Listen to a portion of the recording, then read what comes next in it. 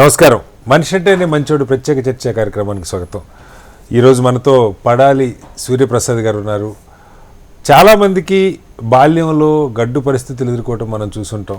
తల్లిదండ్రులు పేదరికం, ఆర్థికంగా ఇబ్బందులు, చదువుకోవటానికి ఆర్థిక పరిస్థితి సహకరించకపోవటం ఇలాంటివి. అయితే ఒకసారి ఏదో ఒక రకంగా సమస్యల నుంచి బయటపడ్డ తర్వాత, ఆర్థికంగా ఎదిగే అవకాశాలు వచ్చిన తర్వాత వెనక్కి తిరిగి చూడకుండా వాళ్ళ జీవితంలో వాళ్ళు ముందుకెళ్ళిపోతూ ఉంటారు.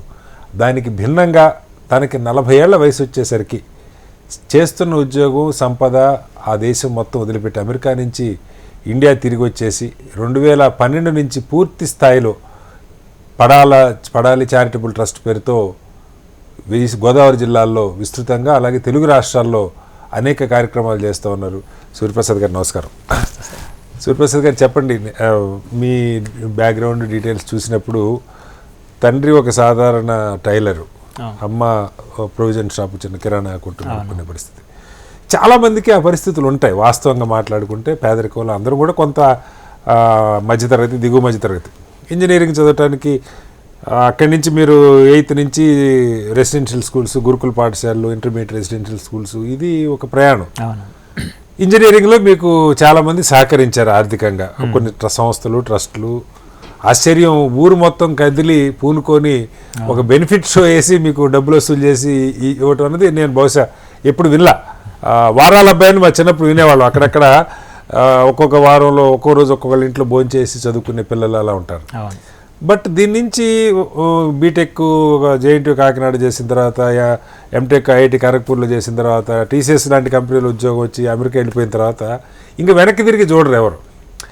మీ స్లోగనే చాలా బాగుంది, రీపే చేయాలి దాన్ని, paying it forward should be art of life అన్నట్టుగా మీరు చెప్తా ఉన్నారు. ఏంటంటే మీకు అసలు స్ఫూర్తి ఇది? చాలామంది పేదరికంలో ఎదిగినా మళ్ళీ వెనక్కి తిరిగి చూడరు. నా పాయింట్ అది. ఫండమెంటల్గా మీకు ఇది కాదు, నేనేదో చేయాలన్న ఆలోచన ఎలా వచ్చింది? అది నా ప్రయాణమేనండి. అంటే పెద్దగా మోటివేషన్ అంటే మై ఓన్ జర్నీ. మీరు చెప్పినట్టు అమ్మ చిన్న కిరాణా కొట్టు పెట్టుకొని ఏదో బతుకు సాగించేది, నాన్న ఒక టైలరు. సో అమ్మకి చాలా విపరీతమైన ఇష్టంగా ఉండే చదువు అంటే, ఎందుకు చాలా ఇష్టం తనకి, ఎందుకో తెలియదు. సో పిల్లల్ని బాగా చదివించాలి. సో అదృష్టవశాత్తు ఎకడమిక్స్లో చాలా బాగా రాణించేవాడిని. చదువు అంటే నాకు కూడా ఒక రకమైన విపరీతమైన పిచ్చి అనమాట, బాగా ఇష్టం. 10th స్టేట్ సెకండ్ వచ్చినట్టున్నారు, ఇంటర్మీడియట్లో కూడా స్టేట్ ర్యాంకర్, మీరు ఐపీఆర్ చేసి సాగర్లో చదివినట్టున్నారు. సో దాని తర్వాత ఏంటంటే ఫార్చునేట్లీ అది వర్క్ అయింది.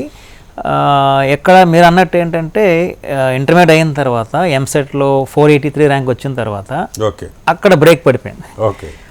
అప్పుడు కూడా ఫ్రీ ఎడ్యుకేషన్ అంతా కూడా అంతే. సో మా నాన్న దగ్గరికి వెళ్ళి, ఇగో నాకు మార్కులు ర్యాంకులు వస్తున్నాయి, పేపర్లో నా పేరు పడింది, నేను ఇంజనీర్ అయిపోతానని చెప్తే ఆయన ఎలాగవుతావు అన్నాడు అనమాట. సో అక్కడ నాకు అర్థం కాలేదు, అసలు స్టేట్ ర్యాంక్స్ ఉన్నాయి, పేరు పేపర్లో పడింది, ఇంత అకాడమిక్ ఎక్సలెన్స్ ఉండి చదువుకోవడానికి డబ్బులు ఎందుకు అనేది అసలు నాకు ఆ సిస్టమ్ అర్థం కాలేదు ఆ టైంలో. సో దాంతో ఏంటంటే టోటల్గా ఒక డిప్రెసింగ్ మూడ్లో ఉండేవాడిని. అప్పుడు మీరు అన్నట్టు ఊరు మొత్తం కూడా ఒక ఏకమయ్యి ఎలాగన్నా చదివించాలని చెప్పేసి ఒక బెనిఫిట్ షో వేశారు. అప్పటికీ సరిపోకపోతే ఒక ఆర్గనైజేషన్ వాళ్ళు నాకు ఫండింగ్ ఇచ్చారు, నార్త్ సౌత్ ఫౌండేషన్ ఆర్గనైజేషన్, అది బ్రెడ్ అనేవారు ఆ టైంలో. సో దాని తర్వాత అప్పుడు నాకు కనెక్ట్ అయింది, అసలు ఎందుకు ఎవరైనా హెల్ప్ చేయాలి. సో మనం ఎదగటానికి ఒకళ్ళ సహాయం అవసరం అయింది మీకు ఆ రోజు. ఎగ్జాక్ట్లీ. ఇప్పుడు మీరు అన్నట్టు ఆ బేజం ఎక్కడ మొదలైందంటే, అసలు ఈ ఊళ్ళో వాళ్ళు కానీ, ఫ్రెండ్స్ కానీ, టీచర్లు కూడా, మా టీచర్స్ కానీ, సంస్థ కానీ ఎందుకు సహాయం చేయాలి, వాళ్ళు ఎవరు నాకు అసలు. సో ప్రతి మలుపులో ఎవరో ఒకరు నా కోసం ఉన్నారు. సో ఎందుకు ఉండాలి, సో నేను కూడా ఇంకొకరికి ప్రతి మలుపులో ఉండే అవకాశం ఉంది. సో పేయింగ్ ఇట్ ఫార్వర్డ్ అనేది అప్పుడు వచ్చిందనమాట. సో అప్పుడే నేను బీటెక్ టైంలోనే నిర్ణయించుకున్నాను. సో 40 ఏళ్ల తర్వాత నేను నా కోసం పని చేయకూడదు, ఎక్కడున్నా ఏం చేస్తున్నా సరే వదిలిపెట్టేసి మా ఊరు వచ్చేయాలి. వచ్చేసిన తర్వాత నా నాలెడ్జ్ కానీ, స్కిల్స్ కానీ, నా అనుభవం కానీ పూర్తిగా గ్రామానికి, సమాజానికి పనికి రావాలని చెప్పేసి అప్పుడే ఆ బీజం పడింది అనమాట. సో ఆ తర్వాత మీరు ఐఐటీలో ఎంటెక్ చేసిన తర్వాత టీసీఎస్ నుంచి ఖరగ్పూర్ వెళ్ళారు. ఖరగ్పూర్ నుంచి యుఎస్ వెళ్ళారు. ఐ థింక్ 90s యుఎస్ వెళ్ళినట్టున్నారు. 97లో వెళ్ళారు. వెళ్ళిన తర్వాత తను ఆబ్వియస్లీ అందరికి ఉండేవే భార్య, పిల్లలు, కుటుంబం, ఇవన్నీ అందరికి వస్తాయి. ఇవన్నీ వచ్చిన తర్వాత మీరు ఒక 10 ఏళ్ల పాటు 2002లో అంటే మీరు ఉద్యోగంలో చేరిన 5 ఏళ్లకే మీరు ఈ సంస్థని స్టార్ట్ చేశారు, పడాలి చారిటబుల్ ట్రస్ట్ అని. ఎలా అంటే సంవత్సరం పిల్లలకి స్కాలర్షిప్లు 10 ఏళ్ల పాటు మీరు ఆ రకంగా చేసుకుంటూ వచ్చారు. భార్య సహకారం కానీ అత్తమామల సహకారం కానీ ఏంటి మీరు సంపాదించుకొని ఉద్యోగంలో చేరి 5 ఏళ్ళు అంటే చాలా టూ ఎర్లీ వాస్తవంగా చెప్పాలంటే. ఆ ఏజ్లో మీరు దాన ధర్మాలు మొదలు పెడితే రెస్పాన్స్ ఎలా ఉండింది? రెస్పాన్స్ అంటే ముందే చెప్పినట్టు నా ప్రయాణం చూశారు కదా. సో నా పెళ్ళి కాకముందే ఆర్గనైజేషన్ స్టార్ట్ అయిపోయింది 2002లోనే. Okay. So everybody was prepared అనమాట. సో మిస్సెస్ వైఫ్ కానీ అత్తమామలు కానీ అంతా కూడా. సో వేరే ప్రపంచం ఉంది అని చెప్పి నేను కూడా వాళ్ళకి క్లారిటీ ఇచ్చేసాను ముందు నుంచే, మనం ఎక్కడెక్కడ ఉండము, మళ్ళీ ఇక్కడికే వచ్చేస్తాము చెప్పేస్తే వాళ్ళు కూడా ఫార్చునేట్లీ అది సింక్ అయింది. సో కంప్లీట్గా ఆ సపోర్ట్ లేకపోతే మనం ఏం చేయాలి. మీరు పెళ్లి కాకముందే ఈ ట్రస్ట్ స్టార్ట్ చేశారు? ఇంకా మ్యారేజ్ అయ్యాక కూడా కాదు, లేదు ముందే 2002లోనే స్టార్ట్ చేసుకున్నారు. మ్యారేజ్ 2003లో అయింది. సో అప్పటి నుంచి ఓ 10 ఏళ్ల పాటు మీరు రకరకాల ఏజ్ గ్రూప్ పిల్లలకి స్కాలర్షిప్లు, ఎడ్యుకేషన్, ఏంటి దాని క్రైటీరియా ఎలా పెట్టుకున్నారు? క్రైటీరియా సింపుల్ సార్, సేమ్ నా క్రైటీరియానే. అంటే చదువు అంటే విపరీతమైన ఇంట్రెస్ట్ ఉండాలి, అకాడమిక్ ఎక్సలెన్స్ ఉండాలి, ఆర్థిక ఇబ్బందులు ఉన్న వాళ్ళని మేము ఇంటికి వెళ్ళి సెలెక్ట్ చేసేవాళ్ళం అనమాట. సో మా ఫ్రెండ్స్ ట్రస్టీస్ గ్రూప్ ఉండేది. సో నేను జూన్ జూలై టైంలో 2 నెలలు ఇండియా వచ్చేసి వీళ్ళందరినీ కూడా గ్యాదర్ చేసి మా ఊళ్ళో మీటింగ్ పెట్టి సో ఒకే విషయం చెప్పామండి, మీకు నాకు ఎలాంటి సంబంధం లేదు, we are not related to each other. ఇప్పుడు ఎందుకు మీకు నేను ఎంత దూరం సాయం చేస్తానంటే ఒకే విషయం ఏంటంటే ఐ రిమెంబర్ మై రూట్స్, నాకు నా గతం గుర్తుంది కాబట్టి. సో మీరు కూడా ఒక స్థాయికి వెళ్ళిన తర్వాత మీ గతాన్ని మీరు మర్చిపోవద్దు, మీ పేరెంట్స్ మీరు మర్చిపోవద్దు, ఎక్కడికి వెళ్ళినా సరే మీ వల్ల కనీసం ఇంకొక దీపం వెలగాలి అని ఇది ఒక్క మెసేజ్ వాళ్ళు చెప్పామన్నమాట. సో ఫార్చునేట్లీ అలాగే ఈ 20 ఏళ్ళలో పిల్లలు వాళ్ళు ఎదిగారు, విదేశాల్లో ఉన్నారు, వాళ్ళు మళ్ళీ పేయింగ్ ఇట్ ఫార్వర్డ్ సైకిల్లో వాళ్ళు భాగస్వాములు అయ్యారు. సో డాక్టర్స్, MBBS డాక్టర్స్ ఉన్నారు, తర్వాత IT ఎంప్లాయీస్ ఉన్నారు, ఇస్రోలో 4 స్టూడెంట్స్ ఉన్నారు. మీ ద్వారా కొద్దిగా బెనిఫిట్ పొంది చదువుకోవడానికి ఇబ్బంది లేకుండా ముందుకెళ్ళిన వాళ్ళు రకరకాల ఫీల్డ్స్ చాలా బాగా సెటిల్ అయ్యారండి. సో వాళ్ళు they are paying it forward, beauty అది. సో ఈ సైకిల్లో కూడా ఏంటంటే వాళ్ళు కూడా భాగస్వాములు అయ్యారు. 2-3తో మొదలుపెట్టి 20 ఏళ్లలో సంవత్సరానికి ఒక 1200 మంది పిల్లల్ని ఆదుకునే స్థాయికి వాళ్ళని ఎదిగించే పరిస్థితి, మీతో పాటు 10 మంది చేతులు కలిపి చేస్తున్న ప్రయత్నం. అయితే 2002 నుంచి ఇది మొదలుపెట్టిన అప్పటికి మీరు అమెరికాలోనే ఉన్నారు, సంవత్సరానికి ఒకసారి వచ్చి చేసేవాళ్ళని చెప్తారు. 2012 నుంచి ఇక పూర్తిగా మీరు ఏదైతే మీరు ఒక ఓత్ తీసుకున్నారో 40 ఏళ్ళ తర్వాత ఏం చేయకూడదని, మొత్తం సమాజం కోసం చేయాలని 40 ఏళ్ళకి మీరు వాపస్ వచ్చేసారు ఇండియా. వచ్చిన తర్వాత అక్కడి నుంచి దీన్ని 10 రెట్లు పెరిగే ప్రయత్నం ఎలా, ఏం చేసేవాళ్ళు? వచ్చే ముందు కూడా నాకు ఒక టోటల్ క్లారిటీ ఏమీ లేదండి. అంటే మా ఫ్రెండ్స్ అడిగేవారు, సో ఏంటి what is that you are going to do అనేది. And no plan was my plan to be frank. ఎందుకంటే అక్కడికి వెళ్ళిన తర్వాత ఏం చేయాలి, అక్కడ ఏమి ఇబ్బందులు ఉన్నాయి, సో నేను కాంట్రిబ్యూట్ చేయగలనేది నాకు తెలియదు అండి. 16 ఏళ్ళు అయిపోయింది ఈ దేశాన్ని వదిలేసి.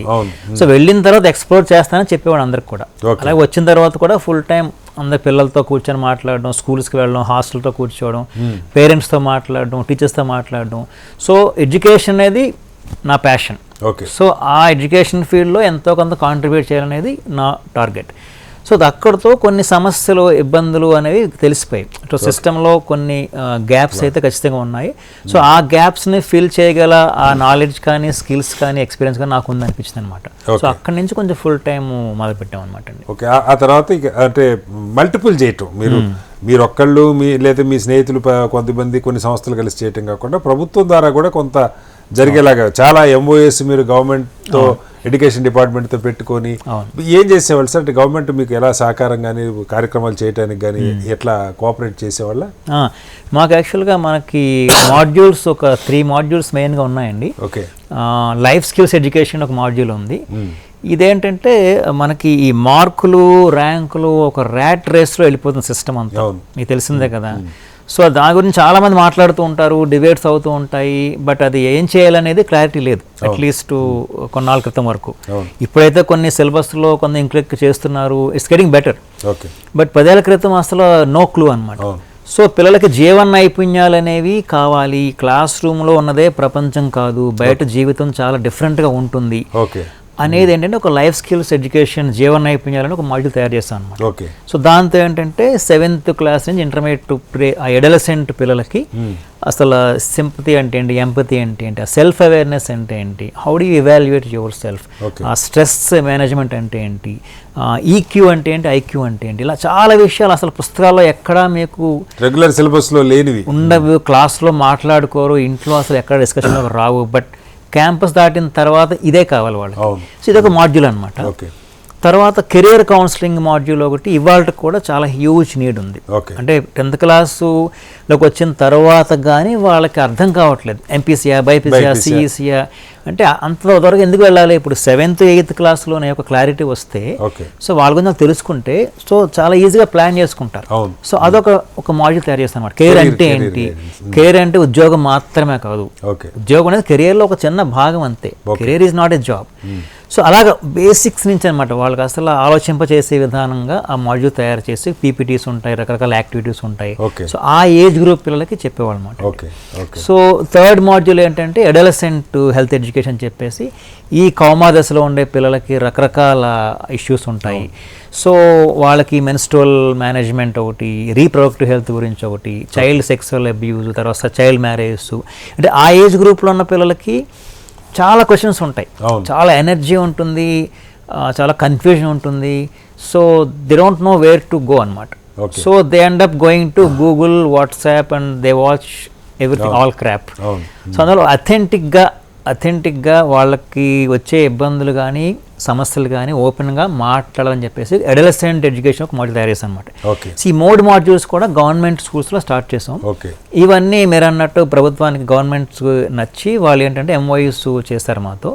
అండ్ కోవిడ్ టైంలో కూడా మొత్తం ఆల్ ఓవర్ ఏపీ టీచర్స్కి, ప్రిన్సిపల్స్కి, తర్వాత డీసీఓస్కి వాళ్ళకు కూడా ట్రైనింగ్ ప్రోగ్రామ్స్ చేసేవాళ్ళం అనమాట. ఈ మూడు మాడ్యూల్స్ మెన్స్ట్రువల్ ప్రాబ్లమ్స్, హైజీన్నెస్ అంటే గ్రామీణ ప్రాంతంలో ఆడపిల్లలకి దీన్ని అంటే తల్లిదండ్రులకు కానీ వాళ్ళకి అర్థమయ్యేలాగా అది ఎట్లా అంటే కొంచెం డెలికేట్, ఇది ఎలా హ్యాండిల్ చేయగలుగుతున్నారు? అది మాకు ముందు కూడా ఇబ్బంది అయ్యిందండి. 2013లో మేము ఒకటి స్వేచ్ఛ ప్రోగ్రామ్ అని పేరు పెట్టాము. స్వేచ్ఛ అంటే ఫ్రీగా మాట్లాడాలి, బ్రేక్ ద సైలెన్స్ అని చెప్పేసి. కానీ చాలా మంది స్టార్టింగ్ డిస్కరేజ్ చేశారు, మీరు స్కాలర్షిప్స్ వేయించుకుంటున్నారు, మంచి బ్రాండింగ్ ఉంది, ఇలాంటి సెన్సిటివ్ టాపిక్స్ ఎందుకు వెళతారని చెప్పేసి డిస్కరేజ్ చేశారు. కానీ నేను మా ఇంట్లో చూసాను, మా అమ్మ ధర చూసాను ప్రాబ్లం, ఆ క్లాత్ వాడడం, రకరకాల ఇబ్బందులు తెచ్చుకోవడం. సో లేదు ఆడవాళ్ళకి ఇష్యూస్ ఉన్నాయి, ఖచ్చితంగా మనలాంటి వాళ్ళు కూడా మాట్లాడకపోతే ఎలాగని చెప్పేసి అది చేస్తే అది చాలా బాగా వెళ్ళింది. మీరు అన్నట్టు ఇంకా విలేజెస్లో ఆ స్టిగ్మా ఉంది. కాకపోతే అదృష్టం ఏంటంటే ఇప్పుడున్న పిల్లలు, ఈ అడలసెంట్ పిల్లలు చాలా క్విక్గా వాళ్ళు గ్రాస్ప్ చేసుకుంటున్నారు. ఇప్పుడు మేము పబ్లిష్ చేసిన ఈ పుస్తకాలు కానీ బాగా చదువుతున్నారు. అండ్ క్లాస్ రూమ్లో మా మెథడాలజీ వాళ్ళకి అర్థమైపోతుంది. It's nothing about science. అసలు మనలో జరిగే ఒక న్యాచురల్, ఒక బ్యూటిఫుల్ ప్రాసెస్ ఇది. It is for me. అంటే మెన్స్ట్రుయేషన్ ఎవ్రీ మంత్ జరిగితే నేను ఒక హెల్దీ బేబీని, ఇట్స్ గుడ్ ఫర్ మీ. మామూలుగా మనకి ఎలా అలవాటు చేశారంటే అదేదో ఒక భయంకరమైంది, వాళ్ళని దూరం పెట్టాలి, ముట్టుకోకూడదు, అంటే సమాజంలో చాపేసి కూర్చోబెట్టి ఇవన్నీ చూసాం మన చిన్నప్పుడు గ్రామాల్లో. వాళ్ళు ఒక ఇన్ఫీరియర్ ఫీల్ అయ్యే పరిస్థితులు క్రియేట్ అయి ఉన్నాయి. ఆ 2-3 రోజులు ఇంట్లో పూజలు చేయకూడదు, ఈ సమస్య అంతా ఉంది. దాన్ని ఓవర్కమ్ కావటం చిన్న విషయం కదా, అందుకని ప్రత్యేకంగా లేదు. మాకు స్టార్టింగ్ లో కొంచెం పిల్లలు కూడా త్వరగా ఓపెన్ కారు. కానీ మేమేంటంటే మా టీం అంతా కూడా వాళ్ళ అనుభవాలు చెప్పుకోవడం, నేను మా పిల్లలతో ఎలా ఉంటాను నేను ఓపెన్ గా చెప్పడం, నేనే శానిటరీ ప్యాడ్ పట్టుకొని ఓపెన్ గా చుట్టకుండా, పేపర్లో చుట్టకుండా ఓపెన్ గా పట్టుకొని నేను పట్టుకెళ్తాను ఇంటికి, మా ఆవిడకి ఇస్తాను, మా పిల్లకి ఇస్తాను. ఇంత ఓపెన్ గా మాట్లాడేటప్పుడు పిల్లలకు కూడా it's okay to talk about, open గా మాట్లాడచ్చు, మా నాన్నతో పంచుకోవచ్చు. మేమేం చెప్తాను, menstruation is not a girl women thing, everybody's business. So ఒక భర్తగా, ఒక తండ్రిగా, ఒక బ్రదర్గా అందరూ తెలుసుకోవాల్సిన విషయం ఇది. సో దీంతో పిల్లలు కూడా ఏంటంటే నెమ్మదిగా ఓపెన్ అవుతారు, చాలా ఫ్రీగా మాట్లాడతారు మాతో కూడా. సో వాళ్ళ ఇంటికి వెళ్ళి మళ్ళీ వాళ్ళ అమ్మలతో మాట్లాడతారు, వాళ్ళ అమ్మమ్మలతో మాట్లాడతారు అన్నమాట. So they will become like change agents అనమాట. సో అది ఫార్చునేట్లీ చాలా బాగా వెళుతుంది అని ప్రోగ్రాము. వీళ్ళు మళ్ళీ ఓల్డ్లోకి వెళ్ళి అక్కడ చిన్న చిన్న మీటింగ్స్ పెట్టి మళ్ళీ చిన్నపిల్లలకి వీళ్ళు అవేర్నెస్ క్రియేట్ చేయడం, అక్కడి నుంచి మాకు లెటర్స్ రాయడము, సార్ నేను ఇలాగా అక్క నేను ఇలాగా మా ఊళ్ళో కొంతమందికి పిల్లలు నేను మోటివేట్ చేశాను, అవేర్నెస్ క్రియేట్ చేశాను, ఆ మూఢనమ్మకాలన్నీ పోగొట్టని చెప్పేసి వాళ్ళు ధైర్యంగా లెటర్స్ రాయడం, ఇది కూడా చాలా అద్భుతమైన ఫీలింగ్ మీకు కూడా. అది ఇన్స్పిరేషన్, అది ఇచ్చేటువంటి సాటిస్ఫాక్షన్ చాలా. అట్లాగే ఈ చైల్డ్ అబ్యూజ్ అండి, మనం ఈ మధ్యకాలంలో గతంలో కూడా ఉండేదేమో కానీ ఈ మధ్య మరీ విపరీతంగా బయటకు వస్తున్నాయి వార్తలు, గతంలో వచ్చేవి కాదు. ఇప్పుడు ఆఖరికి నిన్న మొన్న ఏదో సినిమాలో కూడా బాలకృష్ణ గారు ఎవరన్నా కానీ అంటే దాన్ని ఒక అంశంగా సమాజం స్థాయికి వచ్చి ఇంట్లో తండ్రి అయినా అన్న అయినా లేకపోతే టీచర్ అయినా ఇంకొకళ్ళైనా నైబర్ అయినా వీళ్ళు కూడా పిల్లల్ని అబ్యూజ్ చేస్తూ ఉన్నారు రకరకాలుగా అన్నది. గుడ్ టచ్ బ్యాడ్ టచ్ అని చెప్పి ఇవి నిజంగా గ్రామీణ ప్రాంతాల్లో పిల్లలకి తెలవటం, అలాగే ఓపెన్గా చెప్పగలగటం. ఇప్పుడు ఇలా జరుగుతున్నది నాకు, అది చెప్తే దాన్ని ఎలా బ్రేక్ చేయగలుగుతాం? ఇది కూడా మాకు ఈ స్వేచ్ఛా సెషన్కి వెళ్ళినప్పుడు మాకు పిల్లలు చెప్పేవారండి, ఇలాగా మెన్స్ట్రుయేషన్ గురించి అర్థమైంది అక్క, నాకు హైజీన్ అంటే అర్థమైంది, కానీ చిన్న చిన్న ఇబ్బందులు ఉన్నాయని చెప్పేసి వాళ్ళ అనుభవాలు ఓపెన్గా మాకు చెప్పారనమాట. ఓకే. సో దాంతో మాకేంటంటే అది కూడా ఒక అంశం అని చెప్పేసి మేము సెషన్లో చేయడం జరిగింది. ఓకే. ఇప్పుడు దురదృష్టం ఏంటంటే మీరు అన్నట్టు అది ఇళ్లలో, స్కూల్స్లో, హాస్టల్స్లో కూడా విపరీతంగా అయ్యేది. సో మేము డైరెక్ట్గా డీల్ చేసిన కూడా కొన్ని ఇష్యూస్ ఉన్నాయి. అంటే వాళ్ళు డైరెక్ట్గా వాళ్ళ ఇంట్లో వాళ్ళ స్కూల్లో చెప్పకుండా మాకు డైరెక్ట్గా చెప్పినవి, మేము అప్పర్ మేనేజ్మెంట్ గవర్నమెంట్తో మాట్లాడి యాక్షన్ తీసుకున్నవి చాలా ఉన్నాయి. కాకపోతే ఏంటంటే ఓవర్ ద టైం ఈ లాస్ట్ 3-4 ఇయర్స్లో సో మాలాంటి ఆర్గనైజేషన్స్ చేసిన వర్క్ వల్ల ఇది కొంచెం సైలెన్స్ బ్రేక్ అయింది. బ్రేక్ మీరు అన్నట్టు కొంచెం ఓపెన్గా మాట్లాడుతున్నారు. ఈవెన్ అబ్బాయిల్లో కూడా చాలా అబ్యూజ్ అవుతుంది, చాలా మంది తెలియదు, అది పిల్లలకే తెలియదు. సో అందువల్ల ఏంటంటే ఓపెన్ అవుతున్నారు. ఒక పోక్సో లాంటి చట్టం చాలా స్ట్రాంగ్ చట్టం ఉంది, చైల్డ్ ఫ్రెండ్లీ యాక్ట్ అది. అంటే నేను తప్పు చెయ్యలేదు అని ఆ కల్ప్రిట్ ప్రూవ్ చేసుకోవాలి, చైల్డ్ నీడ్ నాట్ ప్రూవ్ అనమాట. సో చాలా పకడ్బందీగా పోక్సో యాక్ట్ తయారు చేస్తారు అనమాట. అందువల్ల చట్టం గురించి పిల్లలకు తెలుస్తుంది. సో అందువల్ల ఏంటంటే ఖచ్చితంగా ఈ అవేర్నెస్ పెరుగుతుంది, పేరెంట్స్లో నాలెడ్జ్ పెరుగుతుంది. సో నెక్స్ట్ ఫ్యూ ఇయర్స్ తర్వాత డెఫినెట్గా ఈ ఇష్యూ కొంచెం సైలెంట్ అవుతుంది. ఇప్పటిదాకా మనకి కొంచెం సిబిఎస్ఈ స్కూల్స్, కాస్త సెంట్రల్ స్కూల్స్ వాటిల్లో దీన్ని మీరు అన్నట్టుగా కొంచెం ఈ పార్ట్ సపరేట్ గా చెప్తున్నారు. మెన్స్ట్రువల్ హైజీనెస్ కానీ లేకపోతే ఈ గుడ్ టచ్ బ్యాడ్ టచ్ ఇవన్నీ. కానీ గ్రామీణ ప్రాంతాల్లో గవర్నమెంట్ స్కూళ్ళల్లో ఇవాళ మనకి 60% ముఖ్యంగా గవర్నమెంట్ స్కూల్ ఉండేది ఆడపిల్లలు. అదొక దుర్మార్గం. ఇంట్లో డబ్బులు ఉంటే కొంచెం డబ్బులు ఉంటే ఒకళ్ళు చదివించగలిగితే అబ్బాయిని ఏమో ప్రైవేట్ స్కూల్కి పంపించి ఆడపిల్ల గవర్నమెంట్ స్కూల్కి పంపిస్తున్న పరిస్థితి సొసైటీ. సో అక్కడ పిల్లలకి ఇవి నిజంగా చాలా అవసరం, దాన్ని అడ్రస్ చేస్తున్నారు. రాబోయే రోజుల్లో ప్రసాద్ గారు అంటే మీ ఆలోచన, మీ టార్గెట్స్ అంటే చాలామంది చేయనటువంటి ఒక సాక్రిఫైస్ మీరు చేసి ఉన్న కెరీర్ని వదిలేసుకొని వచ్చి 20 ఏళ్ళుగా 10 ఏళ్ళు పార్షియల్గా లాస్ట్ 10 ఇయర్స్ నుంచి ఆల్మోస్ట్ 10-11 ఇయర్స్ నుంచి ఫుల్ టైం దీని మీద పెట్టుకున్నారు. ఏంటి మీ లక్ష్యం? ఎక్కడి దాకా దీన్ని మనం రీచ్ చేయాలని ఏం పెట్టుకున్నారు గోల్స్? ఫస్ట్ ఆఫ్ ఆల్ అది సాక్రిఫైస్ అని కూడా అన్నండి నేను, ఎందుకంటే అది సామాజిక బాధ్యత అంతే. ఎందుకంటే సినిమాలో చెప్పినట్టు మనం డే 1 నుంచి తీసుకుంటూనే ఉన్నాం కదా, ఏదో ఒక రోజు ఇవ్వాలి. సో అది సోషల్ సర్వీస్ అనే మాటని నేను మా టీం అసలు నమ్మం. It's all about social responsibility, సామాజిక బాధ్యత. ఎగ్జాక్ట్లీ అది ఉండాలి. సో మీరు అన్నది ఆ లక్ష్యం గురించి ఏంటంటే ఇలాంటి సంస్థల అవసరం ఉండకూడదు ఇంకా. So we should die, we all should die. So అది ఎండ్ గోల్. మార్పు వచ్చేదాకా చేయాల్సింది తప్పదు. అంటే మా టార్గెట్ అంతా కూడా ఏంటంటే ఈ అడోలసెంట్ బాయ్స్ అండ్ గర్ల్స్, ఈ కౌమారస్లో ఉన్న వాళ్ళకి చాలా ఎనర్జీ ఉంటుంది. అసలు వాళ్ళ థాట్ ప్రాసెస్ కానీ వాళ్ళ క్రియేటివిటీ కానీ చాలా అద్భుతంగా ఉంటుంది. సో దానికి మనం ఒక పాజిటివ్ వేలో ఛానలైజ్ చేయలేకపోతున్నాం. So they totally discouraged, demotivated, demoralised. ఒక లీడర్షిప్ వాళ్ళకి ఇవ్వలేకపోతున్నాము. ఒక పర్సన్ని చూపించి బ్లైండ్గా you can blindly follow him అని చెప్పలేకపోతున్నాం. సో అందువల్ల ఖచ్చితంగా మనలో ఇష్యూస్ ఉన్నాయి, పేరెంటింగ్లో ఇష్యూస్ ఉన్నాయి, మనకు టీచర్స్లో ఇష్యూస్ ఉన్నాయి.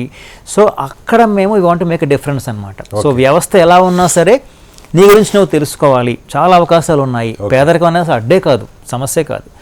సో ఆ సెల్ఫ్ అవేర్నెస్ అంటే ఏంటి? సో వాళ్ళకి ఆ ఏజ్ గ్రూప్ వాళ్ళకి రైట్ టైంలో right kind of awareness right వేలో ఇవ్వగలిగాం అనుకోండి, then they know how to run the show. So right direction కూడా మీరు అన్నట్టుగా మీరు పెట్టుకున్నటువంటి మాడ్యూల్స్ వాళ్ళ career guidance, other skills, life skills ఏం అవసరం అవుతాయి అవన్నీ ఇచ్చేటువంటి ప్రయత్నం. మీరు అనుకున్నది అంటే మీతో పాటు కలిసి వస్తున్న బృందం స్థానికంగా కానీ లేదు యూఎస్ నుంచి కానీ చాలామంది మీకు సపోర్ట్ ఇస్తున్న సంస్థలు కానీ లేకపోతే వీళ్ళంతా వాళ్ళని మల్టిపుల్ చేసుకోవడానికి మార్గాలు ఏం ఆలోచిస్తూ ఉన్నారు? ఎందుకంటే మీరు చేసేది ఇంకా 10 మంది మీకు సపోర్ట్ ఇచ్చేలాగా ఎలా ప్లాన్ చేసుకుంటారు? ఇది యాక్చువల్గా మీలాంటి వాళ్ళు యాక్చువల్గా హెల్ప్ తీసుకొని రీచ్ అవుట్ అవుతున్నామండి. ఇప్పుడు డాక్టర్ జేపీ గారు ఉన్నారు. So he has been one of the advisers to us. So అలాంటి వాళ్ళు హెల్ప్ తీసుకొని కొంచెం దీన్ని స్కేలప్ చేసేలాగా లైక్ మైండెడ్ ఆర్గనైజేషన్స్ చాలా ఉన్నాయి, ఇండియాలో చాలా ఉన్నాయి. కాకపోతే కనెక్టింగ్ ద డాట్స్ అనేది ఇష్యూ అనమాట. ఎన్జిఓస్లో మనకి ఏంటంటే ఎప్పుడు కూడా ఎవరి పని వాళ్ళు చేసుకుంటూ ఉంటారు, కానీ కలిసి పనిచేసే ఒక కామన్ వాయిస్, కామన్ ప్లాట్ఫామ్ లేదన్నమాట. సో అందరూ అదొకటి ప్రయత్నాలు ఉన్నాం, జేపీ గారు హెల్ప్ తీసుకునే ప్రయత్నాలు ఉన్నాము. తర్వాత మనకి ఈ మాడ్యూల్స్ అన్నీ కూడా స్కేలప్కి పబ్లికేషన్స్ ఉన్నాయి. సో ఎవరైతే ఈ ఎడ్యుకేషన్ సెక్టార్లో ఇన్వెస్ట్మెంట్, వీ కాల్ ఇన్వెస్ట్మెంట్, ఎందుకంటే సోషల్ ఇన్వెస్ట్మెంట్, ఇది సోషల్ బిజినెస్.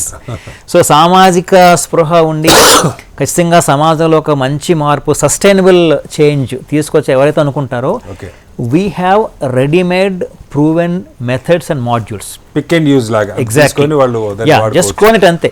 సో మీరు ఏ జిల్లాలో, తెలుగు స్టేట్స్లో ఎస్పెషల్లీ మీరు ఏ జిల్లాలో ఏ గ్రామంలో ఏం చేయాలన్నా సరే we have a programme ready for that group అన్నమాట. And we are willing to do it open source.